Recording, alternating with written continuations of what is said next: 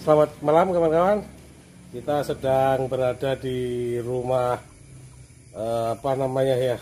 inisiator. Wah. Sesepuh. Ya, sesepuh perangkat desa Indonesia ini. Kawan-kawan perangkat desa baru, Anda harus tahu. Makanya beliau pakai jubah. Jadi memang dia sudah pantas untuk menduduki sebagai seorang kiainya perangkat desa. Ya. Jadi ini Syekh perangkat desa dari yang namanya Bapak Ubaidi Rosidi, guys. Nah, inilah kita sedang bersilaturahmi ke beliau karena pahlawan itu tidak boleh ditinggalkan. Sejarah tidak boleh dilupakan. Semua pasti ada awalnya, kita ini tinggal menduduki tempat yang sudah enak. Begitu, guys. Temannya perangkat desa. Ngobrol dari Jakarta. Iya, Pak. Kita dari Jakarta mendengar sebenarnya awal berangkat kita sudah depan banget. Wah, komandan berangkat ini. Iya. Tapi kemudian kita bersedih ketika tiba-tiba katanya jembling. Dan then ya udahlah, itu berangkat, kita berangkat, mudah-mudahan komandan sehat. Nah, sampai pulang kita harus mampir. Begitu, Bapak. Dan ini perlu saya laporkan karena beberapa kegiatan BPD sudah meresahkan desa, perangkat desa, dan semua di desa. Iya, karena senior, karena inisiator, karena ini aku sepuh, kita butuh tanggapan nih. Harus seperti apa kita ini, karena sudah banyak para dewa yang turun. Dewa, saya tadi mau nyebut beliau ini dewa. Dewa sudah pada turun, dewa sudah pada bicara. Nah, dewa perangkat desa ini yang belum bicara. Substansi dari rancangan undang-undang yang diinisiasi oleh DPD ini mungkin komandan sudah baca. Kami berpendapat itu kacau, itu ngobrak-abrik desa, bahasa saya begitu. Monggo komandan, silakan untuk memberikan statement yang biar didengar oleh kawan-kawan. Tapi jangan lupa, guys, ini berada di wilayah DPN PPD. Oke, enggak. Jadi ini kita melihat aspek dari itu kan salah satunya adalah pekerjaan kita, tetapi secara normatif enggak, itu perampasan hak yang kemudian pembunuhan terhadap komunitas, artinya yang diberikan oleh PBB itu tidak normatif. Saya kira nanti di DPR akan melihat karena DPR banyak orang pintar, kemudian juga memiliki pemikir-pemikir yang sadar, yang mampu untuk menerjemahkan berdasarkan hukum yang baik. Seperti itu. Tetapi kalau ini tidak berjalan, ini berjalan menjadi momok. Ini kan berulang dari dulu kita diskriminasi terhadap undang-undang, terhadap perlakuan bagi perangkat desa, yang kemudian kita bersemangat untuk merubah diskriminasi itu menjadi satu hukum yang bisa menghargai kita. Dan definitifnya kalau kita melihat dari Undang-Undang 25, 22, 33, bahkan Undang-Undang Nomor 1 yang pertama kali, perangkat desa itu sampai umur 60 tahun. Artinya IDDP ini ketika membuat satu gambaran, ini gambaran saya yakin ini uji materinya tidak ada. Artinya mereka lost konteks untuk mempelajari secara detail. Akhirnya konsekuensi politik bahwa saya DPD, saya akan bersuara. Gitu. Tetapi normatif yang lain kita memilih. Sehingga DPD itu untuk merubah satu sistem kenegaraan dengan melawan orang banyak, ini sudah repot. Walaupun dia sudah memiliki stempel ya seorang DPD, tapi aku yakin lah dari DPR itu sudah cerdas tinggal yang akan merampas tak kita, tentu DPR akan selalu siap untuk kita. Dan saya juga akan mendukung penuh, karena isu ini satu meresahkan, yang kemudian ketika ini dibiarkan, ini menjadi kebiasaan, dan kebiasaan itu akan menjadi momok. Oh ternyata keinginan dari grassroots ini keinginannya adalah sistem seperti parlementer. Dan ini yang tidak sesuai dengan undang-undang, yang kemudian kedua tidak sesuai dengan keinginan daripada perangkat. Artinya si DPD itu akan membuat satu manuver, ingin merubah satu tata negara, tata kelola negara. Ini kan tidak gampang. Undang-undang nomor 6 juga atas dasar yang tadi tentang desa, yang kedua adalah orga, ketiga dalam kehidupan. Artinya signifikan juga undang-undang ini dalam wujud. Jadi ketika memang ada pemikiran yang di luar dari konteks hukum, konteks kultural, ini berarti konteks hukumnya sudah tidak nyambung, konteks kulturalnya tidak nyambung, konfigurasi politiknya juga tidak nyambung, mungkin begitu Pak Budi ya. Jadi ini sebenarnya cacat. Tetapi kecacatan ini ketika sudah diaminkan oleh banyak orang ini berbahaya. Keriuhan jadi kerucut. Ya, jadi ini tetap bahwa apapun harus diperjuangkan. Api sekecil apapun harus dipadamkan. Ketika tidak padamkan pada hutan yang kering ini nanti tidak terbakar. Dan itu akan menjadi satu apa ya, istilahnya pendapat yang bersifat prinsipal of legalisme.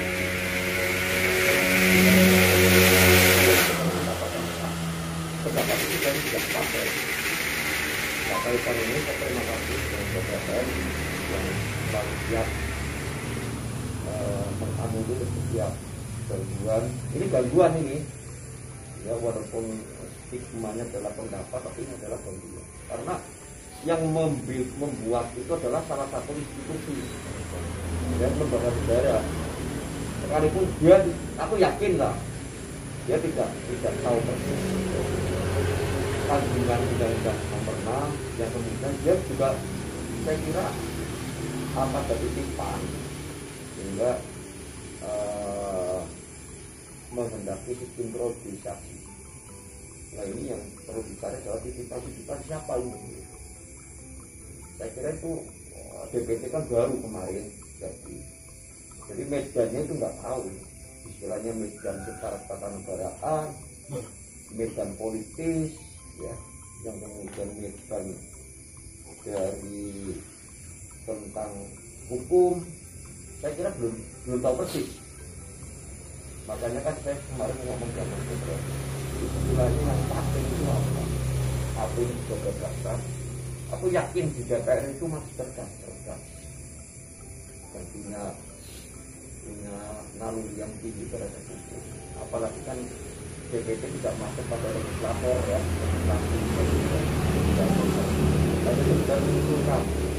tapi kalau memang itu sudah booming ya, satu orang yang kemudian meracuni berbagai orang yang kemudian sepakat untuk melakukan hal seperti ini yang benar.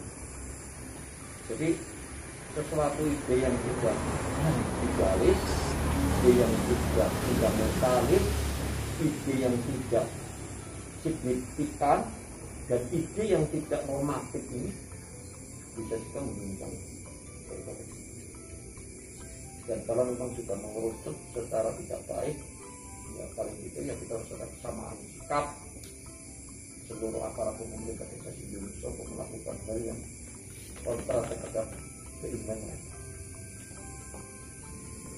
Dalam kaitan ini juga kita harus tahu persis, kita sudah melakukan demo anarkis, demo coba kita berpikir secara baik, mencoba untuk berdiskusi untuk mengucapkan kepada kesalahan. Jadi situasi negara dalam keadaan seperti ini yang berakhir kita tidak akan salah. Kita tetap berpikir secara normatif. Saya kira daripada yang dilakukan kita sudah cukup untuk melalui. Yang terpenting pendekar-pendekar BK itu selalu siap untuk kita melakukan teratur politik, teratur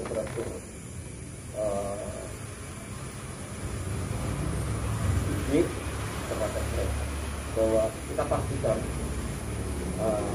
ini itu adalah perampasan. Kemudian yang kedua juga adalah asas keadilan, asas kemanusiaan, dan asas lainnya. Jadi itu saya kemarin juga sudah mengkaji untuk semua melaporkan. Saya melihat bahwa ini termasuk salah satu ide yang akan merusak kemerdekaan. Kalau sudah pada muara itu, maka saya yakin ini adalah titik lemahnya mereka membuat satu program yang tidak tahu persis alur yang sebenarnya. Dan saya terima kasih pada teman-teman DPR yang selalu sikap ya. Sebenarnya kalau memang ada penyempurnaan di Undang-Undang Nomor 6 adalah penguatan sistem, ya, penguatan pengelolaan kepemerintahan. Yang ketiga adalah penguatan terhadap pengelola keuangan. Yang keempat adalah pengawasan terhadap regulasi uang yang masuk ke Indonesia. Dan muaranya semuanya adalah untuk rakyat. Bagaimana caranya kita mengemak? Bukan berarti kita harus melawan program merampas kemerdekaan, kan itu tidak boleh. Aku yakin bahwa ini adalah satu metode untuk menciptakan sensasi saja. Tapi sensasi ini kalau kita biarkan, karena terlanjur bergulir. ya, karena sudah terlanjur bergulir, saya yakin tidak semuanya orang yang ikut belajar itu mau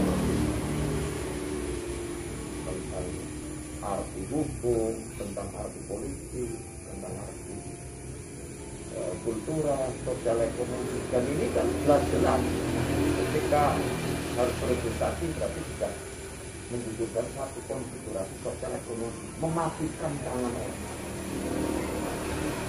Itu ya tentang. Jadi ini penjabaran itu kedua. Saya kemarin sempat ngobrol sama Mas Mokro. Jadi itu adalah dilematik. Mereka sudah membuat kajian, tetapi menurut kami bukan kajian ini, tetapi coba-coba. Kajian double-double. Jadi kajian coba-coba yang tidak ada dasarnya itu. Kalau kita membuat tesis paling tidak yang harus ada persoalan, ada penyelesaian, skripsi pun seperti ini pun mungkin sedang belajar skripsi. Tuh, cuma belajarnya itu salah menempatkan. Jadi itu. Tapi termasuk peta juga perangkat desa. Kalau memang ada sesuatu hal yang tidak presentatif, bukan presentatif ya. Kalau presentatif itu dibilang pada sisi penguasaan, tetapi ini sudah mulai untuk mencoba merubah satu tata kelola. Yang itu mau kianati dari asas rekam subsidiaritas ini loh. Jadi itu adalah bentuk satu melawan kemerdekaan. Sekarang negara pun dengan adanya COVID membantu masyarakat yang maju. itu berarti bukan satu kemerdekaan. Loh, kita sedang berada pada di depan pintu kemerdekaan malah mau dirampas. Ini logikanya seperti itu. Oke, jelas. Jadi karena beberapa saat kemarin kan kita sudah menyaksikan statement baik sang begawan desa Mas Toroeto, Mas Sudir Santoso yang memberikan statement dan kesimpulannya hampir sama, tapi saya mendengar jiwa kita ini lebih substansi, sehingga memang tugasnya di BNPB ini kita berkewajiban mengamankan apa yang menjadi amanah jiwa perangkat desa. Insya Allah pada pembicaraan yang kita baik.